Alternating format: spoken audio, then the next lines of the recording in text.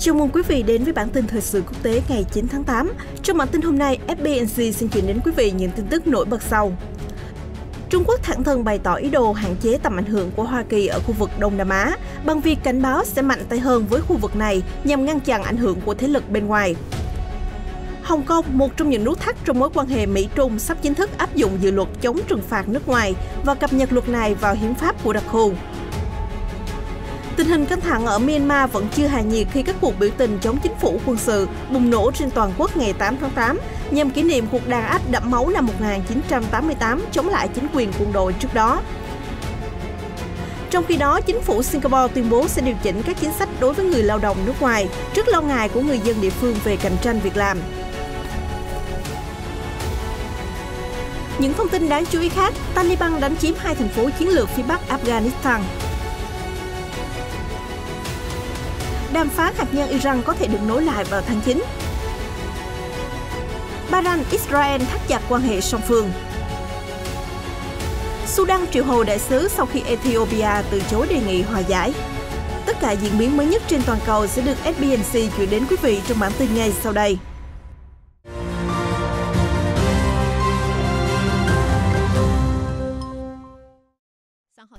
Tại diễn đàn ngoại trưởng các quốc gia ASEAN mới đây, Trung Quốc thẳng thừng bày tỏ ý đồ hạn chế tầm ảnh hưởng của Hoa Kỳ ở Đông Nam Á bằng việc cảnh báo sẽ mạnh tay hơn với các quốc gia trong khu vực nhằm ngăn chặn ảnh hưởng của các thế lực bên ngoài. Theo Ngoại trưởng Trung Quốc Vương Nghị, sự can thiệp của nước ngoài ở đây ám chỉ Hoa Kỳ và các đồng minh Hàn Quốc, Nhật Bản và EU là mối đe dọa lớn nhất đối với hòa bình và ổn định Biển Đông. Chỉ vài ngày trước cuộc họp, một hàng không mẫu hạm của Anh đã đến Biển Đông trong một động thái chứng tỏ sức mạnh viễn chinh, trong khi một khu trục hạm loại nhỏ của Đức đang trên đường đến khu vực. Ông Vương cho biết Bắc Kinh sẵn sàng đàm phán và ký kết Bộ Quy tắc ứng xử Biển Đông mở rộng COC, một bộ quy tắc cơ bản nhằm ngăn chặn các cuộc xung đột giữa các bên. Một mặt, động thái này sẽ mở đường cho tiến trình ngoại giao giữa các nước ASEAN trong việc giải quyết vấn đề Biển Đông, mặt khác kiềm chế sự can dự của phương Tây vào khu vực. Trong bộ quy tắc mở rộng này, Trung Quốc muốn bổ sung điều khoản cấm các cuộc tập trận quân sự và sự hiện diện của các nước bên ngoài trong việc khai thác tài nguyên. Giới chuyên gia cho rằng việc này chỉ nhằm củng cố cho tham vọng của Bắc Kinh trong việc bá quyền ở Biển Đông, và khi các cuộc đàm phán càng kéo dài, lợi ích của Trung Quốc ở khu vực lại càng được củng cố. Đáp lại tại diễn đàn ASEAN năm nay, Hoa Kỳ đã không ngừng chỉ trích Trung Quốc về mưu đồ độc chiếm Biển Đông. Bên cạnh đó, Ngoại trưởng Antony Blinken còn cho biết Washington rất quan ngại về tình hình vi phạm nhân quyền ở Tây Tạng, Tân Cương và Hồng Kông. Tuy nhiên, hầu như không có quốc gia ASEAN nào ủng hộ quan điểm này của Hoa Kỳ, thay vào đó lại chỉ trích Washington lạm dụng vấn đề nhân quyền để can thiệp vào công việc nội bộ của Trung Quốc. Đây là minh chứng rõ nét nhất cho thấy Bắc Kinh đang dần lấn sân Mỹ ở khu vực Đông Nam Á. Sắp tới, Phó Tổng thống Kamala Harris sẽ công du đến Singapore và Việt Nam từ ngày 20 tháng 8 đến ngày 26 tháng 8. Đây là chuyến thăm hiếm hoi của một Phó Tổng thống Mỹ ngoài các hội nghị quốc tế đến Đông Nam Á, và cũng là dấu hiệu cho thấy Mỹ đang tìm cách chuyển dịch trọng tâm sang khu vực này nhằm đối trọng với một Trung Quốc đang lớn mạnh. Ít ai mong đợi những chuyến công du như vậy sẽ sớm thu hẹp khoảng cách giữa ASEAN và Mỹ, trong khi Bắc Kinh vẫn là nhà tài trợ chính về vaccine COVID-19 và các gói viện trợ kinh tế cho khu vực. Hồng Kông, một trong những nút thắt trong mối quan hệ Mỹ-Trung, sắp chính thức áp dụng dự luật chống trừng phạt nước ngoài và cập nhật luật này vào hiến pháp đặc khu. Cụ thể, Bộ trưởng Tư pháp Hồng Kông Teresa Chen cho biết mới đây chính quyền đại lục đã đồng ý cho đặc khu này áp dụng dự luật chống trừng phạt nước ngoài, cũng như cho phép Hồng Kông cập nhật luật này vào bản hiến pháp của mình. Giới chuyên gia tin rằng động thái này là dấu hiệu chính thức rằng Hồng Kông sẽ chịu ảnh hưởng trực tiếp từ đại lục, điều mà Hoa Kỳ và EU cương quyết phản đối. Bằng việc áp dụng luật chống trừng phạt này, Hồng Kông về cơ bản sẽ miễn nhiễm với các lệnh trừng phạt về thương mại, công nghệ từ phía Mỹ và châu Âu. Theo luật, các cá nhân hoặc thực thể liên quan trực tiếp hoặc gián tiếp đến hành vi phân biệt đối xử với công dân hoặc thực thể Trung Quốc sẽ bị trừng phạt. Theo đó, các cá nhân có thể bị từ chối nhập cảnh vào Trung Quốc hoặc bị trục xuất. Bên cạnh đó, tài sản của họ ở Trung Quốc có thể bị tịch thu hoặc đóng băng. Họ cũng có thể bị hạn chế kinh doanh với các thực thể hoặc cá nhân khác ở Trung Quốc. Theo bà Chen, cách tự nhiên và hợp pháp nhất để hiến pháp hóa luật này là thêm nó vào phụ lục của luật cơ bản, hay còn gọi là hiến pháp nhỏ Hồng Kông. Nhiều chuyên gia đã cảnh báo rằng việc áp dụng luật trừng phạt có thể làm suy yếu danh tiếng của Hồng Kông, vốn được biết đến là một quốc gia hai chế độ. Về lâu dài, điều này có thể làm giảm lòng tin của các tập đoàn, công ty và các nhà đầu tư nước ngoài. Trước đó, chính phủ Hoa Kỳ đã cảnh báo các công ty rằng họ phải tuân theo luật pháp của vùng lãnh thổ, bao gồm luật an ninh quốc gia do Trung Quốc áp đặt. Sau đó, căng thẳng giữa Trung Quốc-Hoa Kỳ về Hồng Kông đã được đẩy lên đỉnh điểm, với việc một công dân Mỹ đã bị bắt giữ vô cớ tại đặc khu này với các cáo buộc gây hại cho an ninh quốc gia. Hồng Kông, một thuộc địa cũ của Anh, được trao trả cho Trung Quốc vào năm 1997, với sự đảm bảo về quyền tự chủ và tự do ở mức độ cao cho đến năm 2047. Trong khi đó, tình hình căng thẳng ở Myanmar vẫn chưa hạ nhiệt. Ngày 8 tháng 8, các cuộc biểu tình chống chính phủ quân sự Myanmar đã đồng loạt nổ ra trên toàn quốc nhằm tưởng niệm cuộc đàn áp đẫm máu năm 1988 của chính quyền quân sự trước đó. Cụ thể, nhiều cuộc biểu tình ngày 8 tháng 8 liên quan đến cuộc nổi dậy dân chủ 8888 diễn ra vào ngày 8 tháng 8 năm 1988. Những người phản đối quân đội nói rằng ước tính có ít nhất 3.000 người đã thiệt mạng trong cuộc đàn áp đó. Một video được lan truyền trên mạng xã hội Facebook ghi lại cảnh những người biểu tình ở thị trấn Wonwin thuộc vùng Mandalay hô vang thông điệp món nợ cũ từ năm 1988, chúng ta phải trả hết trong năm 2021 này. Trong khi đó, một cuộc biểu tình chống đối khác bùng nổ ở thị trấn Mian. Người tham gia giơ cao những tấm biểu ngữ viết hãy cùng nhau đấu tranh hướng tới giải phóng nhân dân. Sứ mệnh 8 tháng 8 1988 của chúng ta vẫn còn dang dở. Ít nhất 6 cuộc biểu tình đã được tường thuật trên các trang mạng xã hội của lực lượng chống chính phủ, kèm các lời kêu gọi toàn thể người dân xuống đường nhằm kêu gọi khôi phục chính quyền dân cử của bà Aung San Suu Kyi, vốn đã bị lực lượng quân đội đảo chính và lật đổ hồi tháng 2. Về phần mình, Thống tướng Min Aung Hlaing hôm 8 tháng 8 đã ca ngợi thành lập Hiệp hội các quốc gia Đông Nam Á ASEAN cách đây 54 năm. Trước tình hình bất ổn ở Myanmar, ASEAN đã đặt cử phái viên Thứ trưởng Ngoại giao Brunei Eran Kwan Yusof đến nước này nhằm chấm dứt bạo lực đảo chính và làm trung gian hòa giải giữa các bên liên quan. Cuộc đảo chính ngày 1 tháng 2 đã lật đổ chính phủ dân chủ non trẻ của quốc gia 53 triệu dân này, từ đó dập tắt hy vọng dân chủ hóa ở Myanmar sau nửa thế kỷ quân trị. Chính phủ mới do Min Aung Hlaing chỉ huy quân đội Myanmar cho biết đã hành động theo hiến pháp để loại bỏ chính phủ của bà Suu Kyi sau khi cáo buộc đảng của bà gian lận trong các cuộc bầu cử, mặc dù Ủy ban bầu cử quốc gia và các quan sát viên quốc tế công nhận quy trình bỏ phiếu minh bạch, công bằng.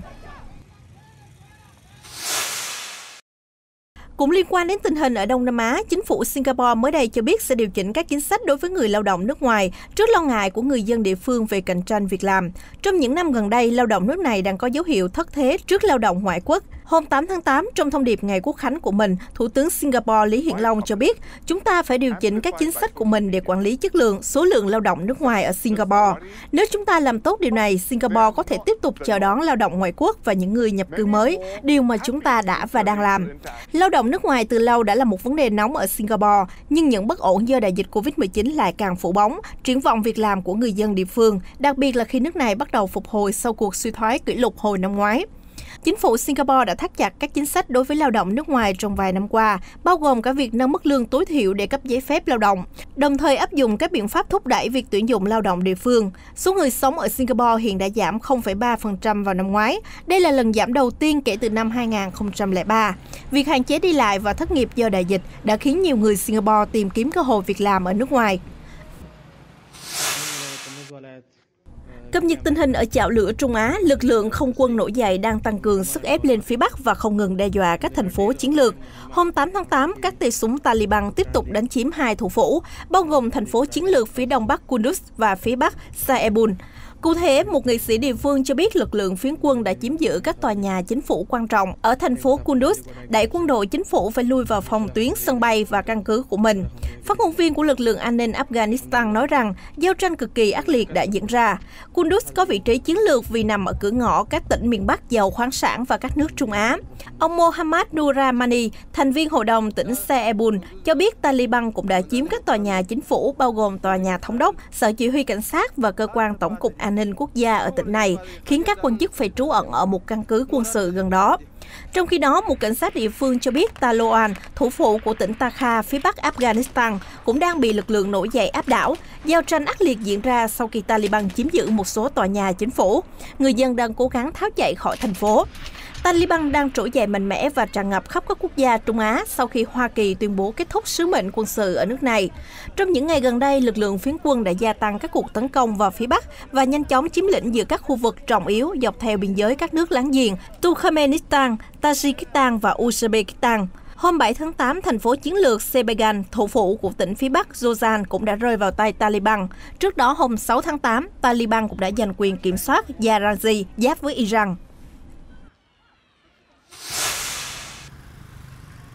Chuyển sang tin tức đáng chú ý khác, ngày 7 tháng 8, một quan chức EU cho biết, dưới thời Tổng thống mới Ebrahim Raisi, Iran đã sẵn sàng nối lại các cuộc đàm phán nhằm khôi phục thỏa thuận hạt nhân với nhóm B5+1. Các cuộc gặp có thể diễn ra tại Viên vào đầu tháng 9 tới. Theo AFP, một quan chức giấu tên cấp cao của EU cho biết, trưởng phái đoàn đàm phán Liên minh châu Âu Enrique Mora đã tham dự lễ tuyên thệ nhậm chức của ông Raisi tại Tehran hôm 5 tháng 8 và có cuộc trao đổi với quan chức Iran phụ trách các cuộc đàm phán hạt nhân.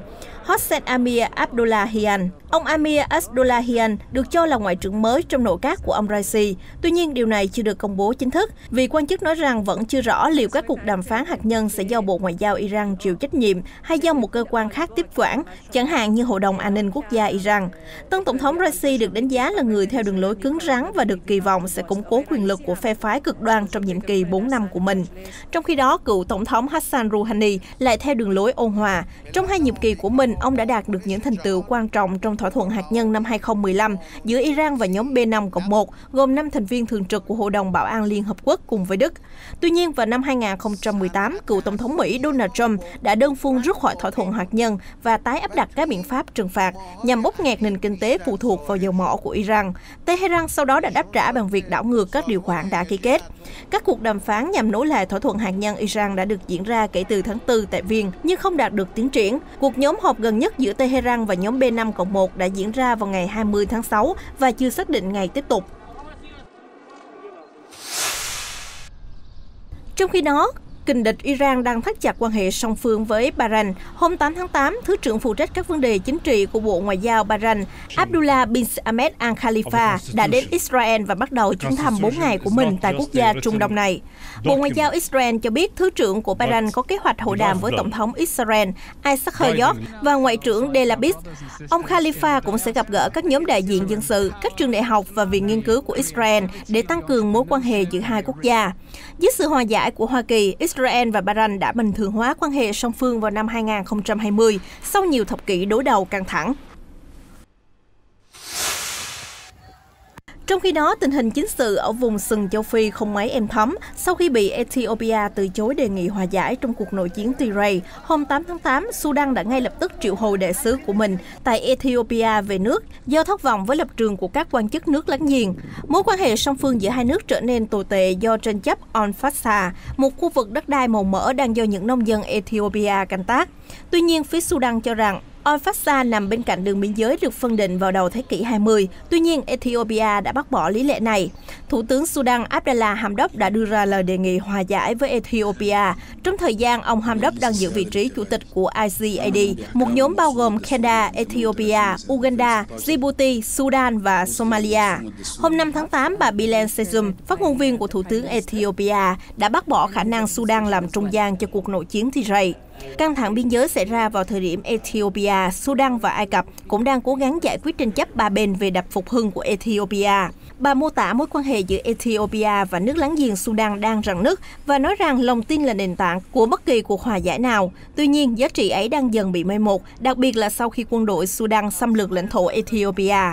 Đáp lại, Bộ Ngoại giao Sudan tuyên bố Ethiopia sẽ cải thiện vị trí của mình nếu nước này nghiêm túc xem xét những gì Sudan có thể làm, thay vì từ chối hoàn toàn mọi nỗ lực của Sudan. Tin tức vừa rồi cũng đã kết thúc bản tin thời sự quốc tế hôm nay. Cảm ơn sự quan tâm của quý vị. Xin chào và hẹn gặp lại ở các bản tin sau.